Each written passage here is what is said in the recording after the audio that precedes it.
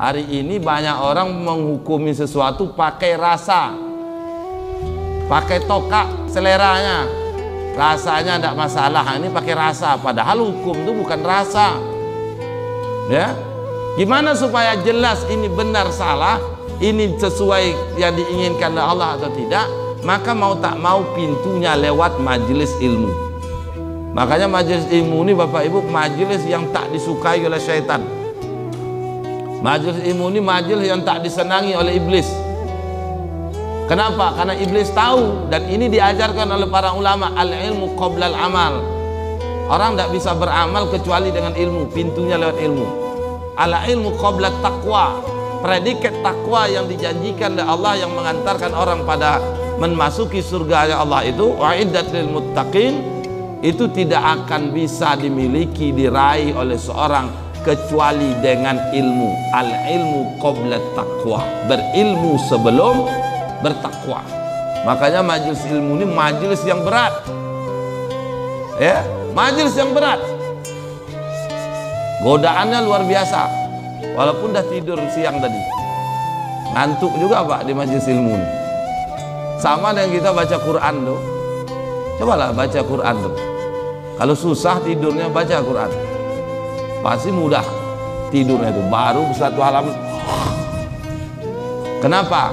Karena setan tahu satu huruf dari Al-Quran itu dibalas 10 kebaikan. Dibaca di dalam ketika berwudu 10 kebaikan. Bismillahirrahmanirrahim itu berapa huruf? Dikali 10, 170 kebaikan. Masya Allah. Setan tahu. Tidak hanya itu, orang yang membaca Quran dikerumuni malaikat. Malaikat Jibril alaihissalam itu Allah jadi utus sebagai rusul, utusan Allah untuk menyampaikan Al-Quran, wahyu dari Allah kepada Nabi Allah Muhammad SAW. Tapi malaikat Jibril dan para malaikat yang lain dilarang oleh Allah untuk membaca Al-Quran. Para malaikat itu tak boleh Pak baca Quran. Makanya para ulama mengatakan kalau ada orang beriman, mukmin yang baca Quran, hirsun malaikah, malaikat itu bersemangat mengerumuninya, mengelilingi orang yang sedang membaca Quran. Setan tak ingin ini. Makanya kalau baru sehalaman baca Quran mulai kendor urat mata, setegang-tegangnya tadi Pak. Sama dengan majelis ilmu ini juga begitu.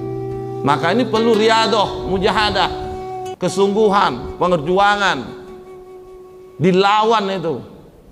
Kalau kita kecuali kondisi tertentu, kadang-kadang siang kita sibuk, capek, maghrib mengaji, ngantuk, itu wajar Pak.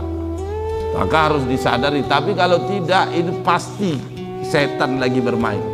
Kenapa? Karena dia tak inginkan kita ini sampai kepada predikat takwa. Setan tuh halus mainnya Pak, luar biasa itu. Lewat pembuluh darah. Dulu ada sahabat yang buta pergi sholat berjamaah ke masjid. Sekali pertama pergi subuh jatuh saja dia sekali, itu diampuni dosanya.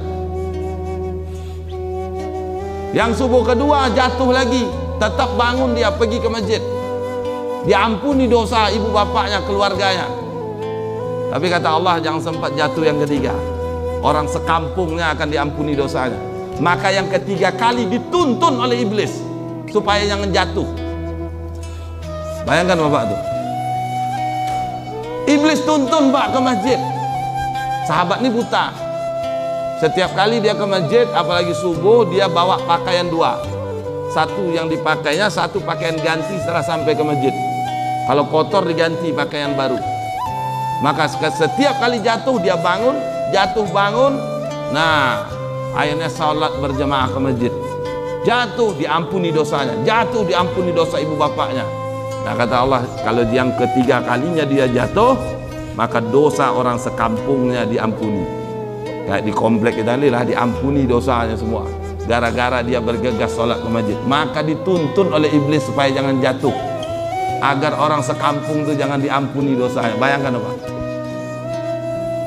Jadi tidak hanya yang buruk saja dibuat oleh iblis tuh, melarang kita tak murunamil ta'muruna bil munkar wa tanhauna 'anil ma'ruf. Mengajak kepada kemungkaran, mencegah dari kebaikan. Termasuk yang hadir di majelis ini.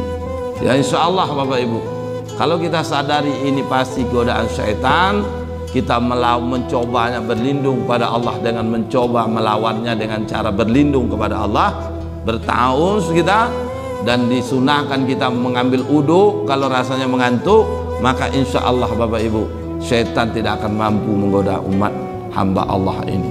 Ini yang terjadi pada Sayyidina Umar ibnu Khattab.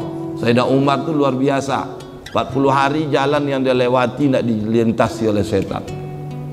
Jangankan mau berhadapan setan tuh Pak Bu, melintas bekas jalannya aja tak berani. Bukan karena amalannya pakai mantra, tapi begitu luar biasanya Islam ini, ketaatannya kepada Allah. Hari-hari yang dia lewati itu la yaktubu fihi zambun, tak ada dicatat dosanya. Bahkan Sayyidina Umar paham ini cara setan sedang buat perangkap. Suatu ketika pernah Sayyidina Umar berniat, berazam pengen berinfak. Kalau dapat hasil dari bekerja 2 dinar, 1 dinar nanti dia infakkan, 1 dinar dia bawa pulang. Setelah selesai bekerja dapat 2 dinar, apa kata setelah pulang tuh Pak Bu, mau berimpak tuh hatinya berkecamuk. Ini kalau ku infakkan sedinar mana cukup, gimana tak cukup anak istriku, bergejolak hatinya. Tapi Sayyidina Umar tetap pergi menuju tempat mau keluarkan infak. Sampai akhirnya apa? Mau sudah dekat, sadar Sayyidina Umar, oh ini cara setan ini, saya sedang diperangkap. Akhirnya apa? Bukan sedinar yang diinfakkan, 2 dinar tuh habis semua diinfakkan. Maka tidak pernah setan berhasil menggoda Sayyidina Umar bin Khattab radhiyallahu anhu. Kenapa? Karena dia paham selalu mendekatkan diri kepada Allah. Dia paham kapan setan buat perangkap atas dirinya, sehingga hari-hari yang dilewati la yaktubu fihi zambun. Maka kita juga demikian. Kalau kita menyadari kita ini adalah berada dalam perangkap syaitan, kita berlindung kepada Allah dan berupaya untuk menghindar jauh darinya, nah maka insya Allah hari yang kita lewati tidak akan dicatat dosa kita. Nah ketika la yaktubu fi zambun fahuwa yaumun ain, hari itu kita sedang berhari raya.